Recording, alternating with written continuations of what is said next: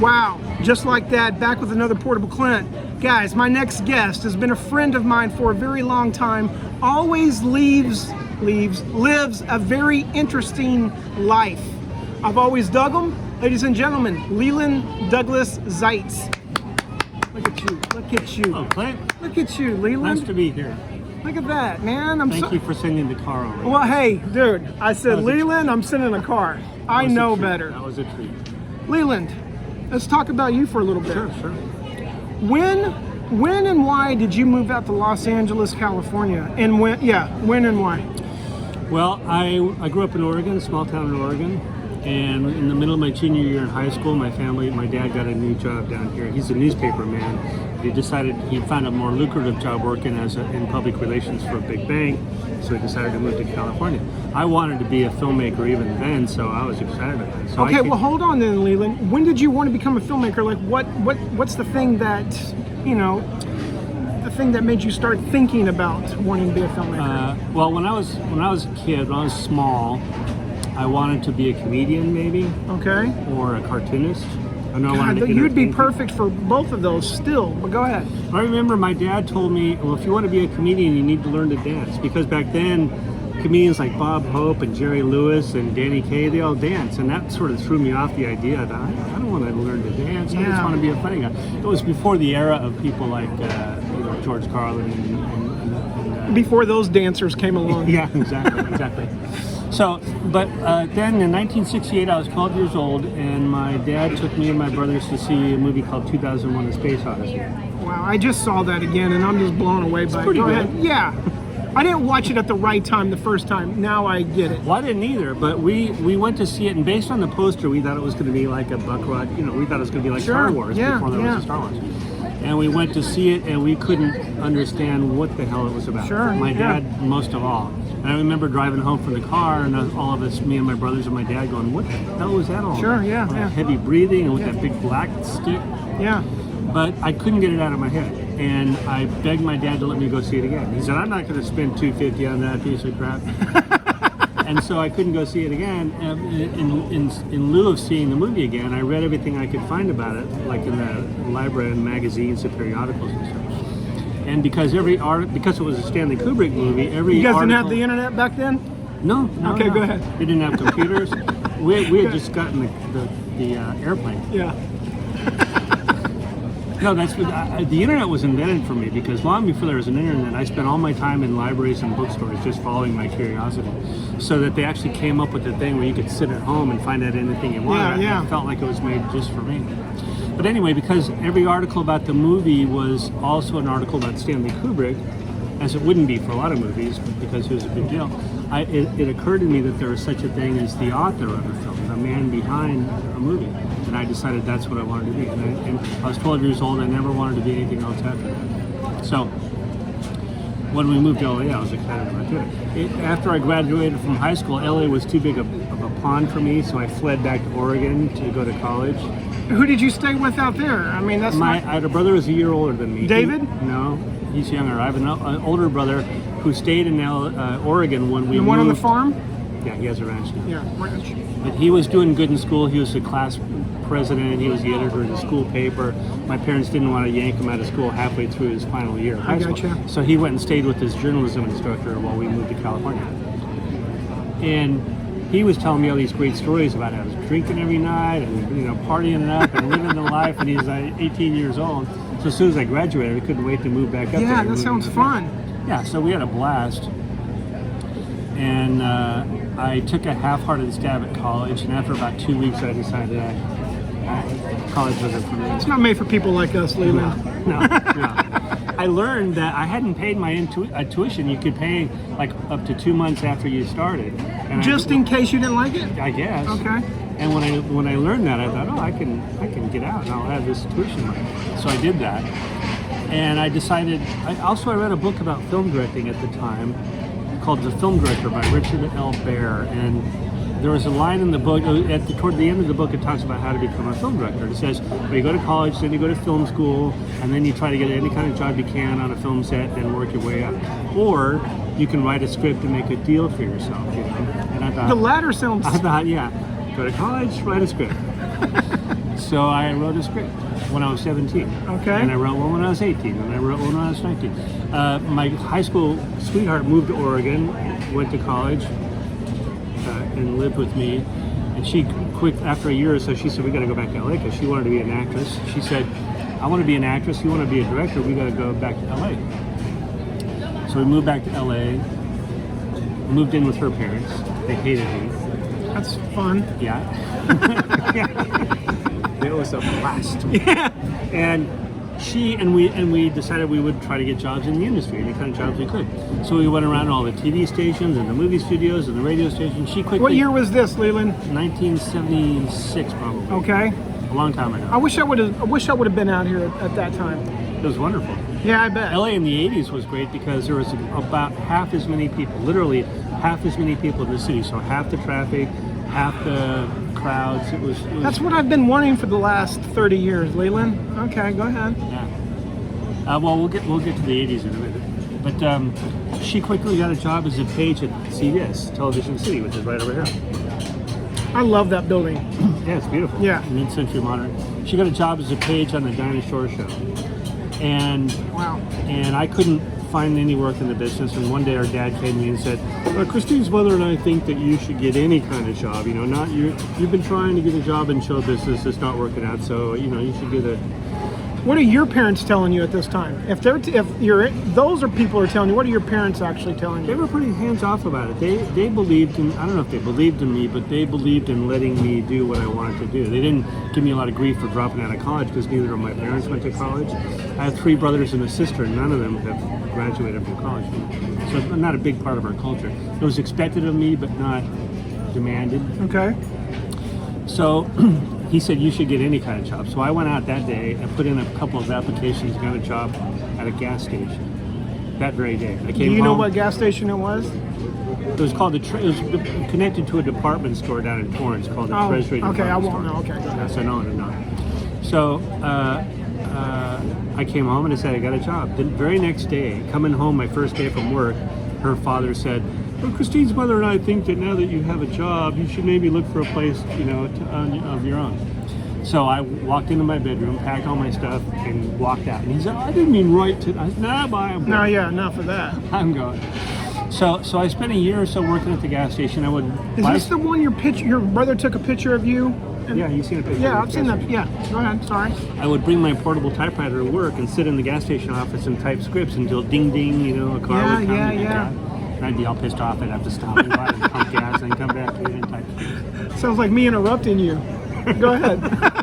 Ding ding. Ding ding. So I didn't know what I was going to do. I thought I would just write and try to, you know, I had no idea how I was going to get into business. Meanwhile, I grew bitter about my girlfriend because she was working in show business, you know, making new friends, and she knew Dinah Shore, and meeting all these people. Yeah. Who's Bob? Who's Bob that you went out? Yeah, man. Who's Joe? Who's Charlie? And I just. By the way, is she embarrassed of her parents' actions towards you? I don't think so. Or is she kind of might have been behind at the them a little time. bit? Okay. I'm still good friends with her. She's a deputy district attorney now. I have lunch with her every so often. That's We're good. Still very That's good to have. She got out of the acting game Okay. a long time ago. But I had no idea exactly what I was going to do. But you know, I was always interested in the Playboy Mansion because when I was living in Oregon in 1975, there was an issue of the Playboy magazine that had an article about the Playboy Mansion, and it had all these pictures of movie stars and celebrities and naked girls running around, and the zoo and the grotto. Yeah.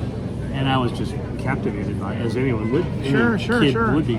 When I came to LA, I went looking for the mansion based on clues in the article. I knew it was a couple blocks off the Sunset. I knew it bordered the LA Country Club.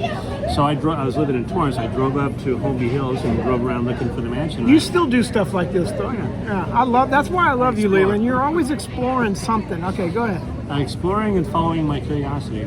But I found what I thought was the Playboy Mansion. I thought, these high walls, and I could see the castle-like, structure and the trees beyond the walls. And I used to bring my friends up there to show them, like, I know where the Playboy Mansion is. Yeah, I mean, I'd be showing everybody that as well. And then one day I was showing somebody, and we were at the back gate, and someone about my age came walking up to the back gate, and he waved to the security camera, said, Dave, the butler, and the gate's open. And my jaw hit the ground because I hadn't been clever enough to imagine there was such a thing as actually working at the Playboy. Right. And I thought, how the hell do you get a job like that? You know? Yeah. Is there like a national lottery? You know, they do a search for the coolest guys in America. What channel is that on? Yeah. How the hell does that happen? Who gets to have that job? And that became part of my personal legend. I just, tell people about the Playboy Mansion. Oh, what if you could be a butler there? And then one day, one of the guys that worked at the gas station said, "Hey, my girlfriend, one of the regulars at her restaurant, is a bartender at the Playboy Mansion." And I said, "You gotta get me a number." I was taking bartending classes at the time because I was about to turn 21. I wanted to quit pumping gas and work as a bartender. Why? Go ahead. Didn't like coming home filthy all day. No, go ahead. I get it.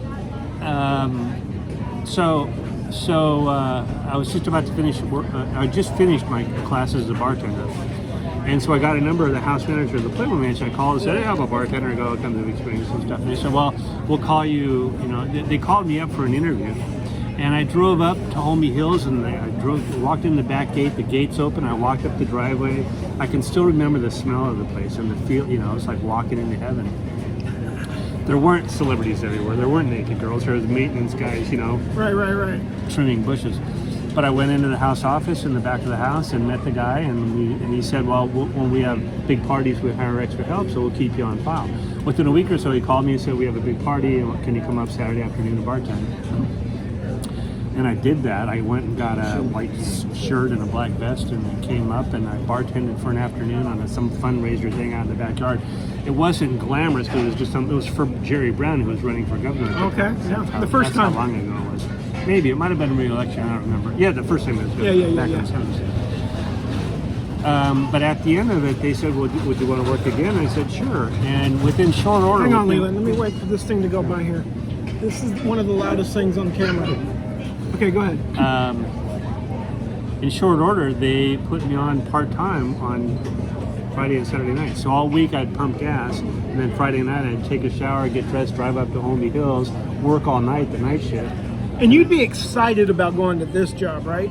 Of course. Yeah. It blew my mind. Yeah. Not some geek from Oregon, and here I was meeting celebrities, and all the women were beautiful. It's at the Playboy Mansion.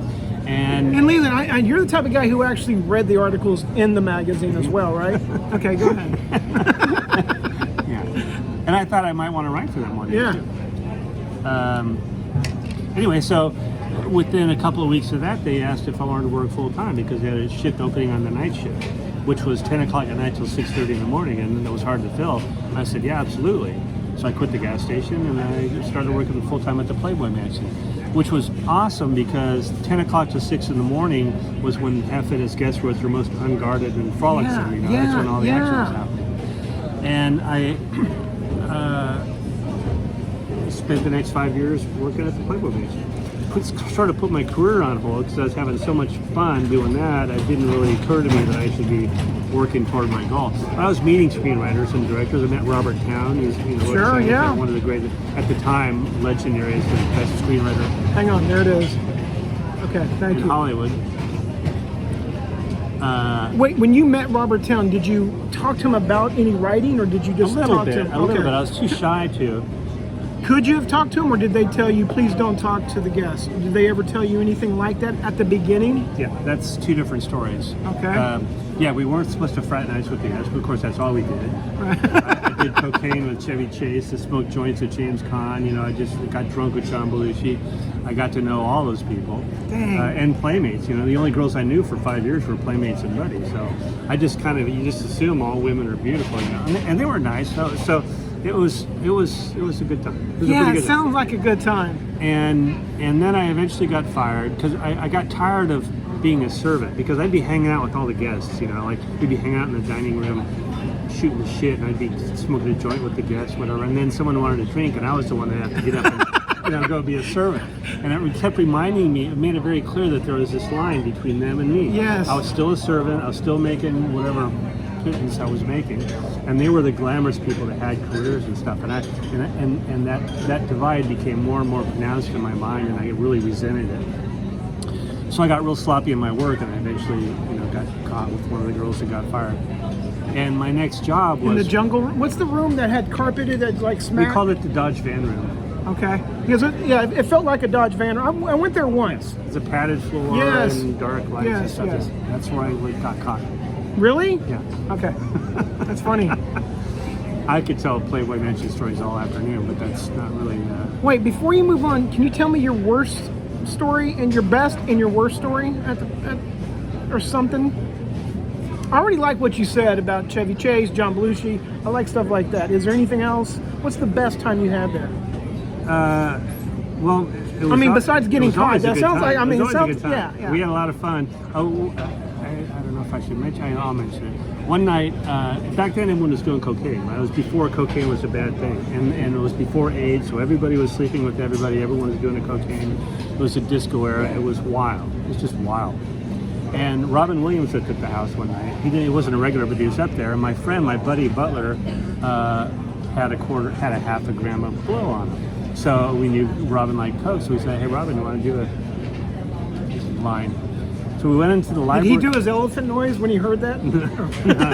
He might have. I don't remember. But we went into the library bathroom, which is a tiny little bathroom off the library where Hef played Monopoly with his friends, and had marble, countertops. And we went in there with Robin Williams and started chopping out coke. And so it was a space about not much bigger than this table. So it was me, my friend, and Robin Williams doing blow. And Robin Williams went off, and he did a 20-minute set just for the two of us.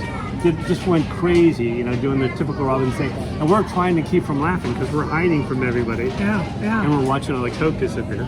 But that was probably a high point because we were laughing our ass off. We were getting this private show from Robin Williams in a place so small we were I would touching love each that.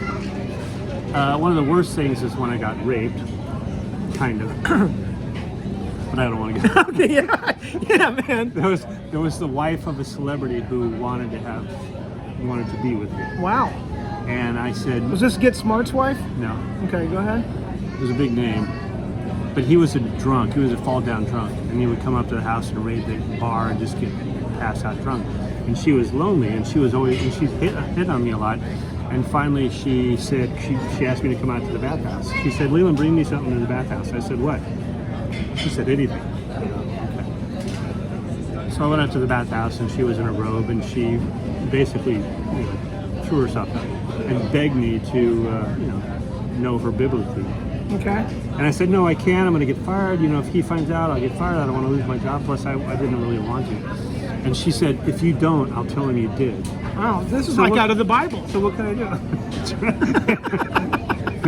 You said biblical. You really mean that. Okay, go ahead. The water's parted. My memory of it, they had infrared heater lights in the ceiling, and she had the shower running, so it was steaming, and it was all red lights, and I felt like I was in hell because Yeah. this woman was trying to lure me into something I didn't want any part of. So that's Crazy. two Okay. of a million Okay. stories. Wait. Before you move, anything about John Belushi that you remember other than Yes. what? Have you seen that picture of me with John Belushi? Yes, I always get jealous when I see that. One night, John Belushi was at the mansion, and he was going to a recording studio in Santa Monica. I don't To- remember to what do it was Blues for. Brothers? It might have been Blues Brothers, but he needed a ride, so I said, "I'll give you a ride there." And he asked me to sneak him a bottle of Chivas Regal from the pantry, which I did. Which most guests don't do that sort of thing. He Sure. said, "Get me a bottle of Chivas." So I got him a bottle of Chivas. We drove him Were you always hooking up the guys? Anybody who needed to be hooked up? hooking up. No, like stealing a bottle of Chivas. I mean, you know what I'm saying? Yeah. Like, yeah. And the I mean, girls too. I was there. I was I could everybody's see friend. you just, I could totally see that because you're still like that now, Leland. I'm a people pleaser. Yeah, dude, you're awesome. You're totally awesome. Okay, go ahead. Anyway, so I gave him a ride in this beat up old Chevy Nova that was one of the house cars, that we used to drive the gardeners to their cars, whatever. And we started driving down the hill, and we drove past the condo where Freddie Prinze killed himself. It's right on Comstock and Wilshire. And John Belushi said, "That's where Freddie Prinze killed himself." I said, "Oh, okay." And John was in a kind of a reflective mood, and he was fighting with his wife, I think Judy at the time. Yeah, Judith. And was bummed out because she was threatening to leave him because he was sleeping around. And he said, "I'm getting all this sex, and I know they're not attached to me. I know I'm an ugly fucker. They're just sleeping with me because I'm famous." And he felt badly about that. And he opened up, and Doug Kinney had just died. You know who Doug Kinney is? Yep, The National Anthem? yep. He had just recently fallen or jumped off a cliff in Hawaii. A lot to say fallen, but a lot to say. Someone clever said that he was looking for a place to jump when he accidentally fell. There you go. Okay, that's perfect. But John told me that he told Doug, don't move to LA, man, it'll kill you, don't go out there. And Doug had moved to LA and then died shortly thereafter. And this was like just a couple weeks before John died, so it was kind of poignant. Oh, wow, man. So John was telling me all this stuff, and I was trying to be, give him a shoulder to cry on and saying, oh, no, you're a good-looking guy. Everything's going to be okay, and stay with your wife. And we're driving to Santa Monica, and we get to the studio, and I'm about to drop him off. He said, no, man, come on, we're playing, come on. Dang, dude. And I thought, well, I got to go back to the mansion, I'm on the clock, I could get fired, but, I'm not going to turn, John... That was John's force of nature. You go along with what John does. Yes. So we go into the studio, and I'm walking down the hallway and looking at all these gold records, and we come into the studio where the musicians are waiting.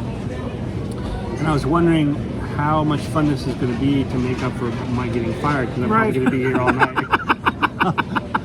But I'm going to be pals with him. When John says, this is Leland, and there's the musicians. By the way, did he treat you good when he was in front of these other people? Or did he hey, this is the guy who drove me? I mean, did he No, yeah, I said Leland, like this is my friend, like now we're friends. Okay, good. So that's awesome. Yeah. I love that. Except, oh boy. Then he started talking to the guys, and I stood there and I wasn't really sure what to do. And then I realized he kind of forgot that I was there. Okay, that's what I was kind of... I thought, okay, I'm not going to stick around and lose my job standing here being a wallflower. Yeah. So I just, I don't think he even said goodbye. I just sort of backed out to the door and left. So, anyway. Okay, I love that. Okay. So when I got fired, I got a job with Robert Taylor. But you didn't get fired from that with John Belushi. No, I got fired for Miss November. That's right. Okay. That's another story. Literally Miss November, right? Okay, go ahead. Who I'm still good friends with. Really? Yeah. Okay. So I got a job with Robert Town.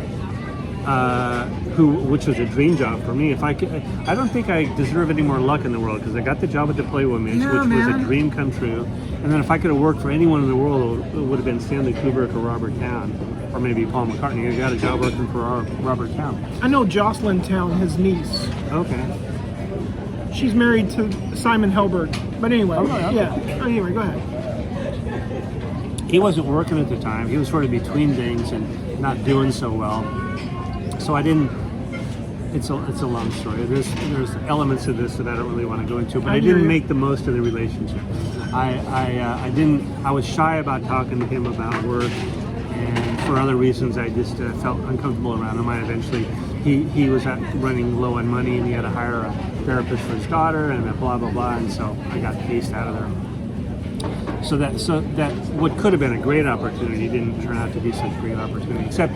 He told me once, he said... This is Robert Town telling you. Robert Town. He said, Leland, all great writing is feeling.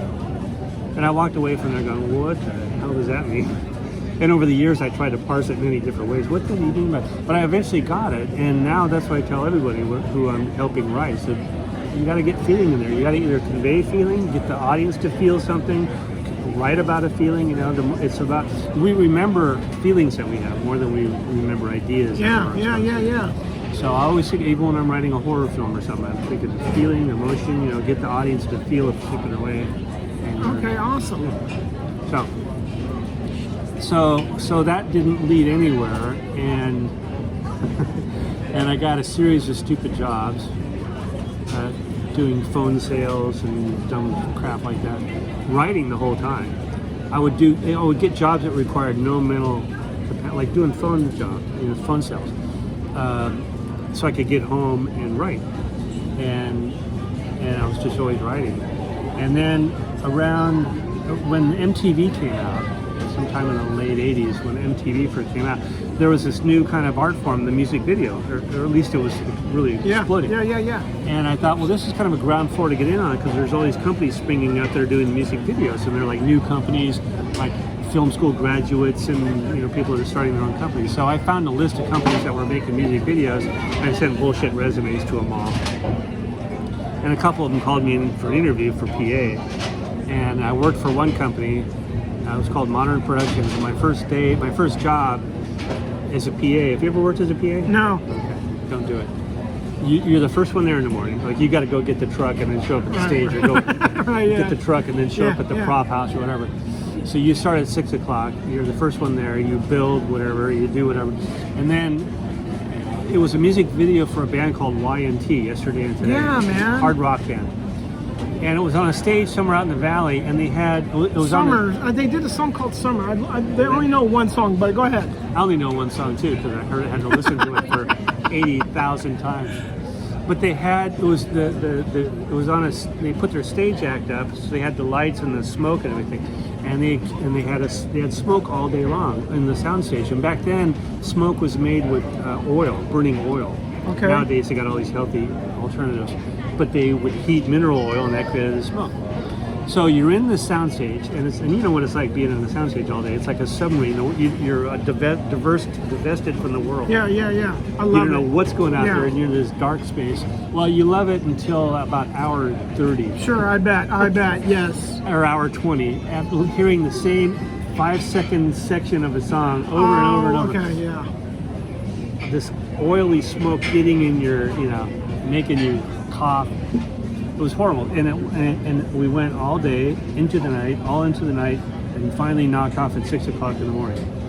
And then I thought, finally I get there. And as PA, you're the last one out. You're sweeping up the stage before you go. So it was been 24 hours. My pay was $35.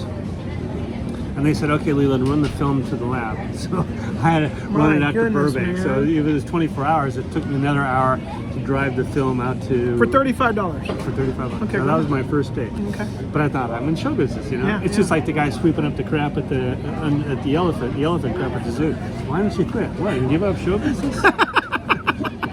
That's funny. So, but my next job... The next company I worked for was some young guys that had just graduated from USC Film School and had started a company.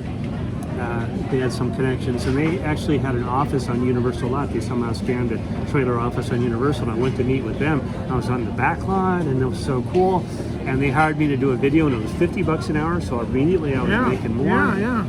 And I worked a couple of things as a PA with them, and we were shooting an industrial film for Macintosh when they were about to release the new Macintosh computer, and it was sort of based on World War II in 1941 and the invasion of D-Day. And on the set, it was an old airport out in Saugus, and we were working very long hours, late into the night, and my job was to create the smoke because they wanted smoke in the where the general was giving the orders in the Quonset hut. And another way they made smoke back then is they had what were called smoke cookies because they looked like sugar cookies. Okay. There's some sort of chemical, and you break off pieces and burn them. Sort of like those snakes that you get They burn real slowly and give off smoke. So it was my job to burn and create the smoke, and I had to be right behind the camera to do that. So I was right next to the director for much of the afternoon or evening, and I kept making jokes and cracks and stuff, and he really appreciated my sense of humor. So he was laughing, and I thought, wow, I'm making the director laugh. And he was younger than me.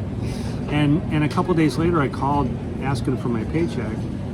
And I said I had to pay my typewriter rental. I left a message saying, I need my check. Wait, do you really have a typewriter rental back then? I was renting an IBM Selectric because those were like $1,000. Oh, wow. I never knew about this world, about renting a typewriter. Okay. So he heard my message and called me and said, so you write? I said, yeah. And he said, send me something. I sent him a script. He said, wow, this guy can write. And immediately we started writing stuff together. I helped write some music videos, industrial films. And he said, well, do you still want to work on the set? You can't be a PA, you're a writer now. I said, yeah, I'll do still photography. So I became a still photographer for $100 a day. So immediately was making twice as much money doing almost none of the work. You just stand around and take pictures. Yeah. It's funny, the bigger you get, the less work you do. Yeah. Absolutely. That's the goal. That's the goal. Yeah. Wait, do we know who this guy is? Does he... The director? Yeah. Yeah, his name's Bud Schetzel. Okay, I just didn't know if he was going to be somebody. He was just somebody who believed in you. Yeah, he was a young guy. He was, like I said, younger than me. He had dropped out of film school to make music videos. He eventually became a big deal. He moved to Nashville and directed videos for The Judge and Garth Brooks and Reba McEntire. Became a real big deal, made a ton of money. We developed some screenplays together and got some options and stuff like that, but then we talked.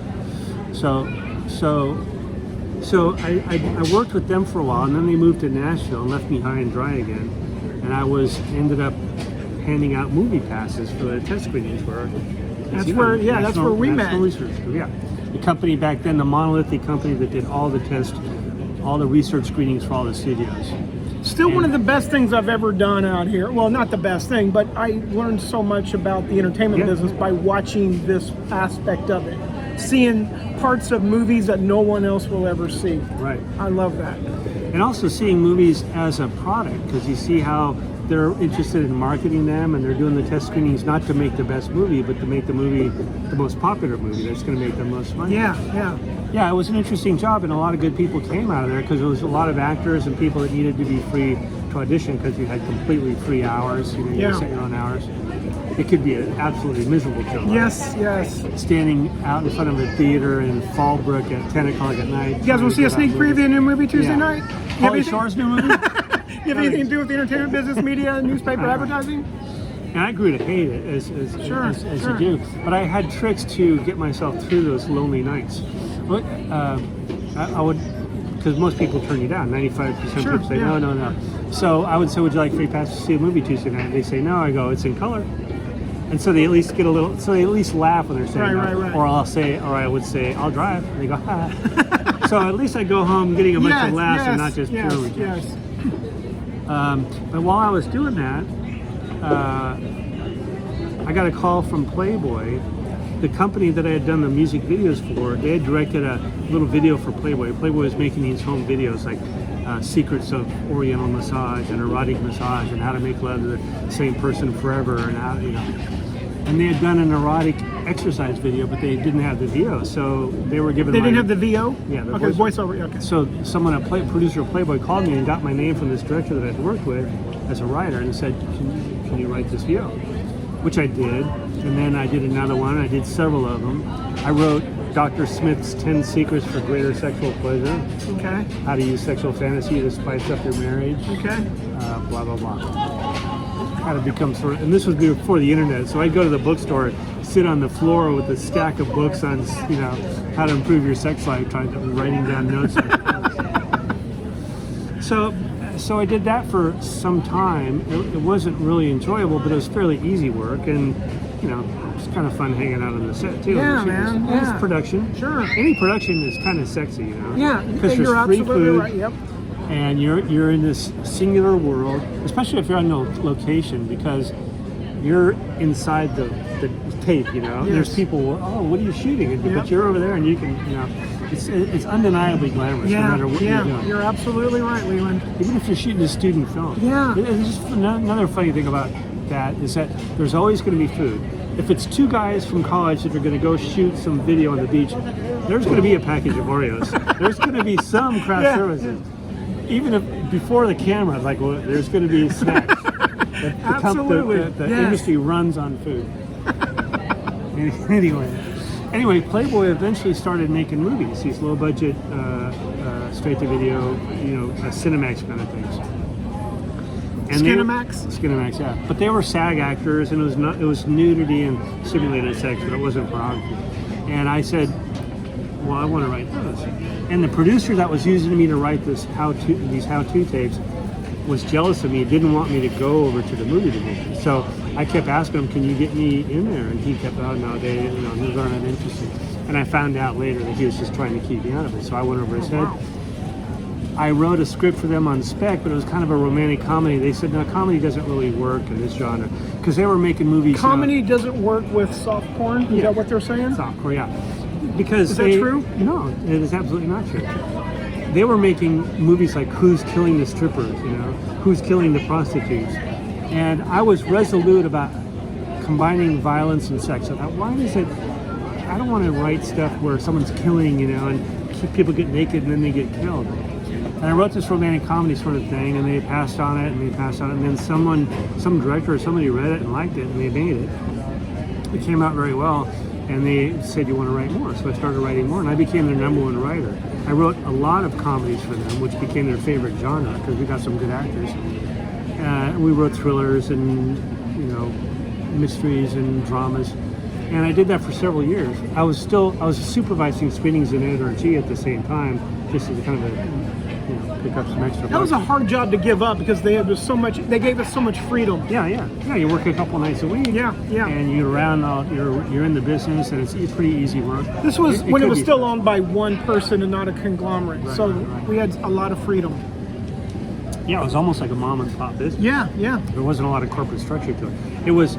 That's a good and bad thing. There was a lot of dysfunction in that, obviously. And a lot of dysfunctional people working there. Yeah. There's no point in naming those names, but some of the worst people I've ever met in my life worked at that company. Yeah. But it was fun for a while writing these movies. We made 10 or 12 movies a year. And the fun part about it is that I would pitch these ideas and I'd say yeah, and then I'd write the script and we'd have story meetings. And the story meetings, there's several executives involved, and it was all about character and story and stuff. It was never about the nudity or the sex. We were sort of pretending that we were making, like real movies, and that's what our focus was on. Certainly me as a writer, I was trying to tell good stories. They brought me really bad scripts, and I did page one rewrites on them, so it was a real good. So even though you're writing soft porn, you're still remembering the note that Robert Towne gave you. Have feeling. Yeah. Okay. Yeah. I'd taken some writing seminars and I read a lot about it and stuff, and I was applying stuff, but it ended up being a really good, it was like the Beatles going to Hamburg and having to play 6 hours a night. Okay. It's like writing 5 or 6 screenplays a year, taking a bad screenplay and rewriting it really trained me to tell a story concisely, how to develop something, how to deepen characters and all that sort of stuff. There's a good training ground. Additionally, we made the movies and I got to go to the set and it was always fun. Free food, naked girls. Yeah. And when you're the writer and you go to the set, your work's done. You just hang out. You got nothing to do. Right. Except have everyone come up and say, wow, this script is great. I love this script. That's fun. And we did that for years and we never had to worry about either box office or reviews. You make a movie, it goes into distribution. You make the next one. You're never worried to see how well it does. You're never worried to see how the reviews are. You just make some more. And like I said, we did thrillers, we did mysteries, we did comedies, we did all these genres. So it was a nice little factory. We had a studio in Playa Vista. We had our own sound stage and production offices and stuff. So, of course, I got tired of that too, and I didn't want to keep writing these Playboy movies. And even though they were soft-core and it was SAG actors, all I would hear from my friends, hey, you're still doing that porn? What do you write? What do you have to write? You don't get any respect for that. Right. And so I was anxious to get out of there and do something else. And then when they finally, the business model didn't work anymore, they quit making movies, they stopped. And it was like running and then coming to a cliff, and suddenly there's nothing under you. And that's when we all realized. Doug Kinney? Huh? Did you say Doug Kinney? No. Go ahead. That's when we all kind of realized what a good thing we had. Even though we'd grown tired and blasé about it, we thought, shit, what were we complaining about? We're cranking out 10 or 12 movies a year. No one's doing that. Yeah, that's great. But the bad part about it is that even though it was SAG actors, it was the kind of SAG actors that would do nudity and simulated sex. So I would show up at the set and be kind of interested to see actors doing my words, and it was just horrible, invariably horrible. The actors didn't understand. I write subtext, and they never got the subtext, and so it was never enjoyable watching my work getting done in that format. I could see that. The funny story about that, though, is that years later, I ended up writing some family films and stuff. But I wrote this film called Call of the Wild. Call of the Wild 3D. It's called Call of the Wild 3D? Yeah. Or it was going to be shot in 3D. Okay. That's another weird story. This company came to me and they wanted to do a movie because Call of the Wild is in the public domain. So we want to do Call of the Wild. We have a poster with a little girl and a wolf on the cover. And I never read the book. And I read the book and I came to them and said, guys, there's no little girl in this story. And there's no wolf in this story. The dog in Call of the Wild is a Saint Bernard who gets kidnapped off a ranch in the Bay Area and taken to the Klondike to be used as a sled dog. And he eventually becomes wild. He hears the call of the wild of his wolf roots. And that's the whole idea, is that he's not a wolf, but he's got wolf in him. But they wanted a wolf in the thing, so and a little girl. Okay. Oh, okay. But I figured out a way to do that. And they also didn't want it to be period, even though Call of the Wild takes place during the Klondike rush before the turn of the century. So I figured out a way to do that. And it was Christopher Lloyd was in it. Doc Brown. Yes. What? Christopher? Back to the Future. Yeah. There you go. Okay, that sounded different when Christopher, but now Christopher. Yes. Okay, go ahead. Wes Studi, Timothy Bottoms, Veronica Cartwright, some really good actors. And it was shooting in a small town called Lincoln, Montana. And I flew up there to watch. So I thought for once I would see some really good actors doing my work. Yeah. And I showed up and I went to the set the first day and it was Christopher Lloyd and Timothy Bottoms and Veronica Cartwright and someone else doing the scene. Those are some great actors. Yeah. I like all those people. Yeah, and I showed up and they're about to do the scene. I got my script pages and I'm watching and they're just You have standing. the headphones on? Yeah. Okay. Yeah, I got the cans from the sound. Yeah. And it was out in the snow in front of this cabin and they started doing the scene. And they're just saying the words. They're just talking. It looked like they're just going through the moves. And I thought, well, they're not really invested in this. They're just saying the lines.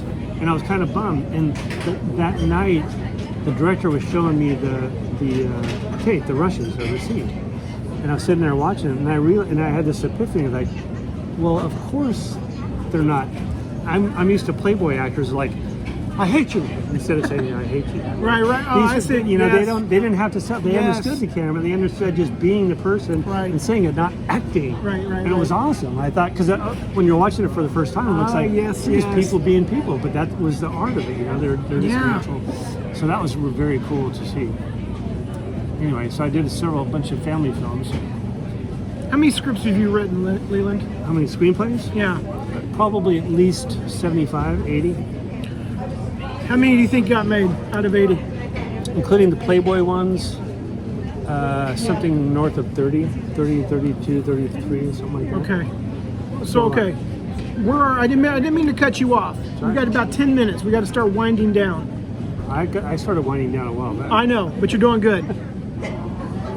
But you're close. So continue, please. I didn't mean to cut you off. No. You're in a great rhythm. That's it. Okay. Leland, so you do Call of the Wild, and you start noticing that it's different acting. Does that make you want to go do more of that now? Oh, of course. Well, of course, you want good people to do. You know, I cast you in a film like Yes, you did. It's a great joy to work with good actors. Now, I've directed some plays, a handful of plays, and I hate theater. I hate it.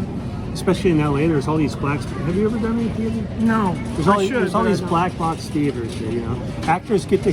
Why do they call it black box? Because it literally is just a black box. Yeah. Okay. And instead of a refrigerator, it's Sure, a black box. yeah, Instead of an sure. ottoman, it's a black box. Yeah, you know, yeah, the couch Now is a black. I get it. It's black boxes everywhere. So I'll give you my rant about this, which I've sort of rehearsed because I've told it to so many people. There's so many actors in LA. A couple of things happen. Actors get together and form theater groups so they can act, you know, and they get some shitty little theater somewhere together and they get plays and they put on their plays in these little black box theaters that have virtually no production value at all. It's all black boxes, right? Right. There's a Goodwill sofa there and someone bought an old TV to put on. Yeah. Or, they got a construction paper tree taped to the back wall. Now we're in the forest. Right. But they want people to come see the play. And also the theater seats are all, when they went to all stadium seating in the theater, they tore out all these old shitty seats from all the movie theaters and sold them to all these little theaters. They're sitting in these hard little seats. I've been to many. Yeah. And there's like 18 seats in there or whatever. And so, but they all want their friends to come, and so they all, they petition their friends and family, come see our play, because we're putting on a play and we want an audience. I liken it to someone getting into Amway. You get into Amway, and the first thing you got to bug all your friends, like buy some skin cream. I'll buy it for you. Just say you buy some, because I need to get two sales. Yes. And so that's a great one. Amway is like theater in this town. It's like multi-level marketing. You just gotta bug your friends and pester them to come pay for something that they don't want. I don't want to come see your stupid play. No, yeah. And I certainly don't want to come see your play when there's no production value. Yeah. You're asking me to pay $20 to see some actors on a black stage. Oh, well, you can buy some wine for $4 in the lobby. It's $2 chuck. And you see them taking some cheap wine and pouring it into a $2 chuck bottle, so it looks like better wine. They got it from the 99 It's a great cent move. store. It's a great move. and because they generally cast from a small pool of actors, like the people in the group and maybe some extra people. Often it's miscast because they don't have, the old guy is a 26-year-old guy with, streaks and tips gray in his hair. And, the ingenue is played by a 35-year-old woman whose day job is a school teacher. It's like watching a junior high school play of, a Willie Loman played by a 12-year-old. It's like, I just can't really surrender my disbelief.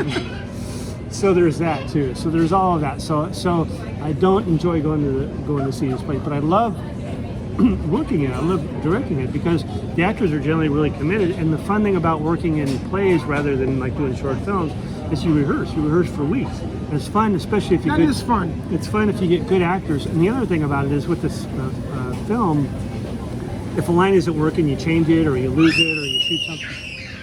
Wow, you have fans. I'll be right with you. But in a play, you cannot change the words, even in a little black box theater play. And so you have to find the meaning. You have to put the meaning in those words. You can't change the words to get the emotion you want. And that's sort of stuff.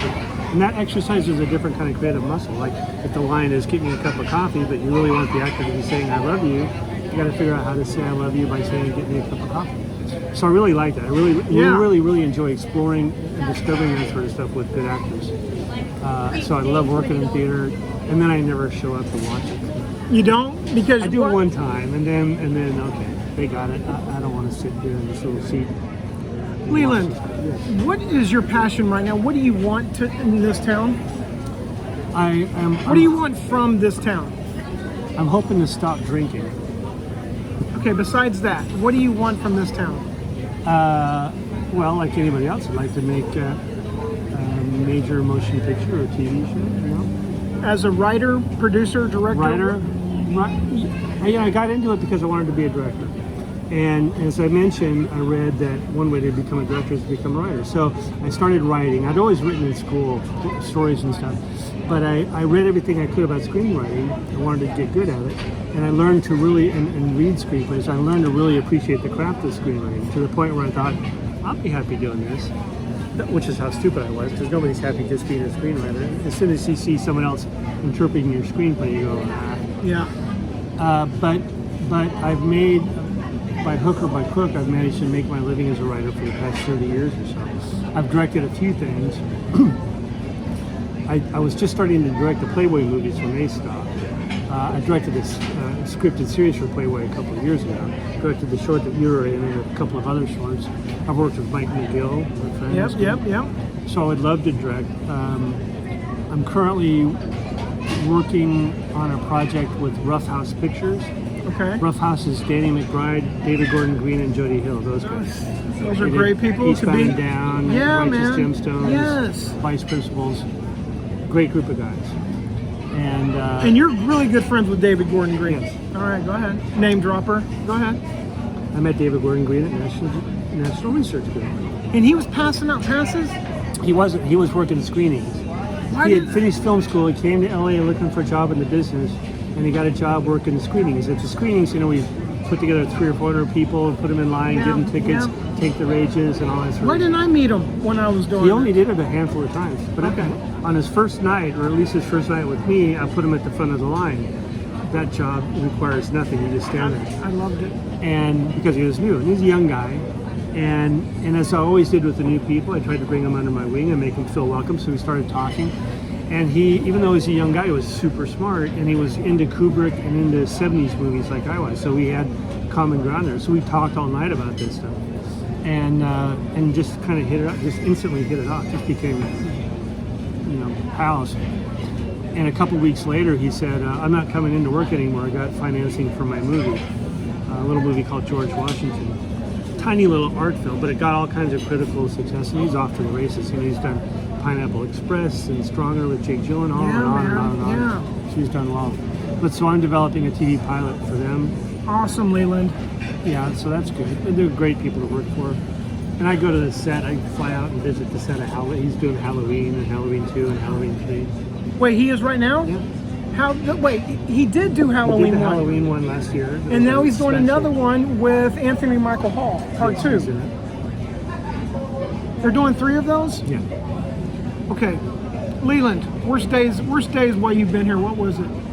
Working at the gas station? Worst days? Yeah.